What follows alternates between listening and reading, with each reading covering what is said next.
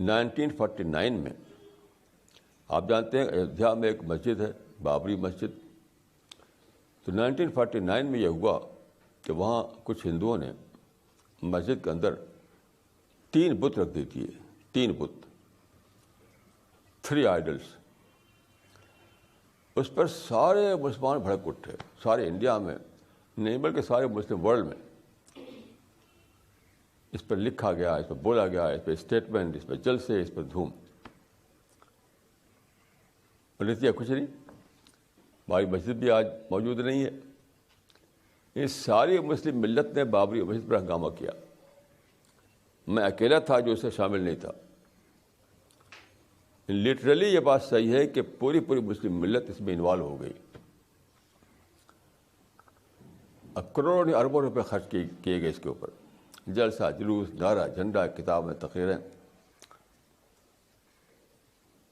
تو 3 بت رکھے گئے تھے ہندوؤں کی طرف سے بابری مسجد کے اندر. اس کے اوپر بھڑک کر کے اتنے ساری ہنگامے کیے گئے. اور نتیجہ کیا ہوا کہ بابری مسجد آج ایگزسٹ نہیں کرتی. بابری مسجد میں خود وہاں گیا ہوں, پہلے بھی دیکھا تھا میں نے. یعنی 47 سے پہلے میں ایک بار گیا تھا وہاں پر ایودھیا, جب انڈیا میں آزادی نہیں آئی تھی. تو وہاں میں نے دیکھا تھا کہ بابری مسجد کا ایک پورا ایک ڈھانچہ دیکھا تھا میں نے خود اپنی آنکھوں سے. پتھر کی بنی ہوئی ایک عمارت تھی.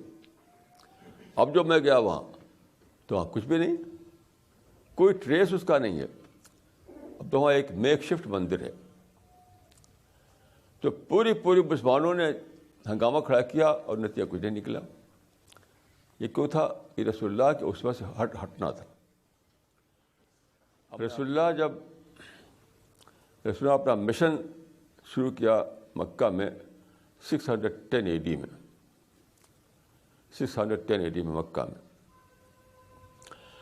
تو وہاں پر کعبہ ہے, آپ جانتے ہیں, اور کعبہ 4000 سال سے ہے وہاں پر. حضرت ابراہیم نے بنایا تھا اس کو. تو حضرت ابراہیم نے بنایا تھا اس کو توحید کے گھر کے طور پر, توحید کے لیے, ونس آف گاڈ کا سینٹر. لیکن جب رسول اللہ کا 7ویں سینچری کے فرسٹ کوارٹر میں جب رسول اللہ نے وہاں اپنا مشن شروع کیا, اس وقت کعبہ تھا آئیڈل ورشپرس کے قبضے میں, مشرک لوگوں کے قبضے میں تھا وہ.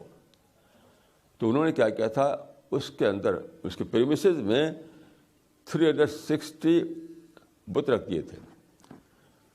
360 آئیڈلس. یعنی کعبہ کے پریمیسز میں انہوں نے 360 بت رکھ دیے. یہ تھا سین وہاں, یہ سین تھا جو رسول اللہ کے لیے تھا وہاں پر. یعنی یہاں تو مسلمان صرف نیوز پر بھڑک اٹھے. یعنی شاید 1-2 مسلمانوں نے دیکھا ہوگا کہ ایودھیا میں مسجد میں بت رکھا گیا ہے, باقی نے تو سے خبر سنی. دنیا میں بھڑکے مسلمان تو دیکھا تو کسی نے نہیں تھا, خبر سن کو بھڑک اٹھے. رسول اللہ نے اپنے آنکھوں سے دیکھا وہاں پر کہ ابراہیم کے بنائے ہوئے, حضرت ابراہیم کے بنائے ہوئی مسجد, جس میں جو بنائی گئی تھی اللہ کی عبادت کے لیے, ایک خدا کے لیے, اس میں 360 بت. آپ کچھ بھی نہیں بھڑکے. آپ 13 سال تک آپ مشن مکے میں رہے مشن کے لیے. 13 سال کے درمیان جب چاہتے جا کر توڑ پھوڑ کرتے اس کو, کیونکہ وہ کھلا ہوا تھا, وہاں کوئی ایسا آئرن گیٹ تھا نہیں, نکال کے پھینکتے, اس کو توڑتے, کچھ بھی کرتے, یا جلسہ جلوس کرتے, ہنگامہ کرتے. یعنی آپ نے آپ کی جو اسپیچز ہے وہ زبانی کی, اس میں کوئی ریفرنس اس کا نہیں. یہاں تک کہ دیکھیے اس زمانے میں جو پہلی اتری تھی آپ کے اوپر قرآن مجید کا جو ریولیشن ہوا, تو سورہ مدثر آئی تھی. پہلی اتری ہے سورہ اقرا, اس کے بعد المدثر. اس میں ٹھیک اس زمانے میں جب کہ وہاں پر ایسا ہے, آپ سے کیا کہا گیا وثیابک فطہر یا ایھا المدثر قم فانذر وربک فکبر وثیابک فطہر، یعنی اپنے آپ کو پیوریفائی کرو. اب دیکھیے یہاں پر اللہ تعالیٰ کا حکم دینا چاہیے تھا کہ کعبہ کی تطہیر کرو، یعنی طہر الکعبۃ من الاصنام. آیت یہاں چاہیے تھی کہ یا محمد طہر الکعبۃ من الاصنام، کعبہ کو بتوں سے پاک کرو. یہ نہیں ہے، یہ ہے کہ وثیابک فطہر، اپنے کو پاک کرو. Purify your self. Your self معنی کیا ہوئی اس میں ایک مطلب یہ نہیں تھا انڈیویجول کے لیے، لوگوں کے دلوں کو پاک کرو. اس میں ایک انڈیویجول مراد تھا، یعنی purify the heart of the people. یہ بہت زیادہ سوچنے کی بات ہے کہ اس وقت یہ نہیں کہا اللہ تعالیٰ نے کہ purify the Kaaba from idols,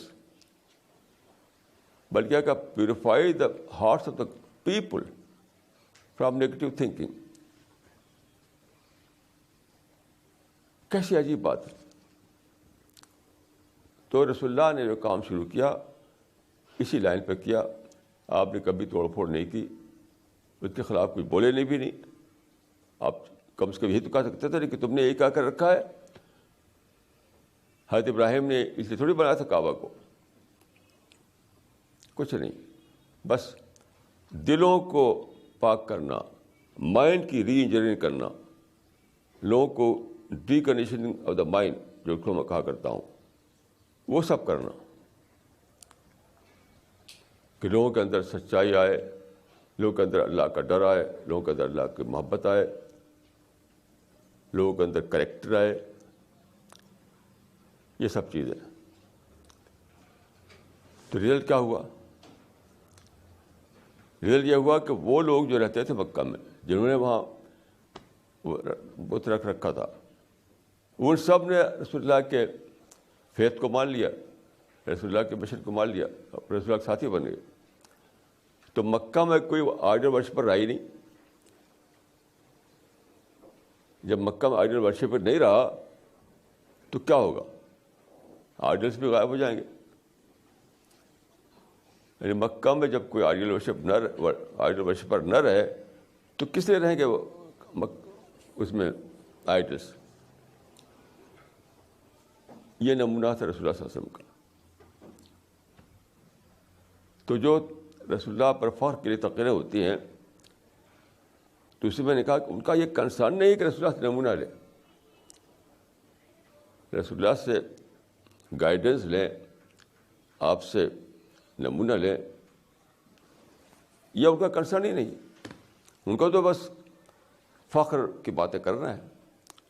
اسی لیے ڈیبیٹ خوب مسلمانوں میں پاپولر ہوتا ہے. آپ ڈیبیٹ کریں. ڈیبیٹ کیا ہے؟ Debate means to establish your pride, your superiority. اپنی سپیریٹی کو اسٹیبلش کرنا، یہ ہے ڈیبیٹ. تو مسلمانوں کو بڑا اچھا لگتا ہے، تو ان کو ڈیبیٹ اچھا لگتا ہے، ان کو نعت خوانی اچھی لگتی ہے، ان کو قوالی اچھی لگتی ہے. بڑے بڑے القاب ان کو کہ سید الکونین، شہنشاہ کونین اور سرور عالم اور رہبر عالم.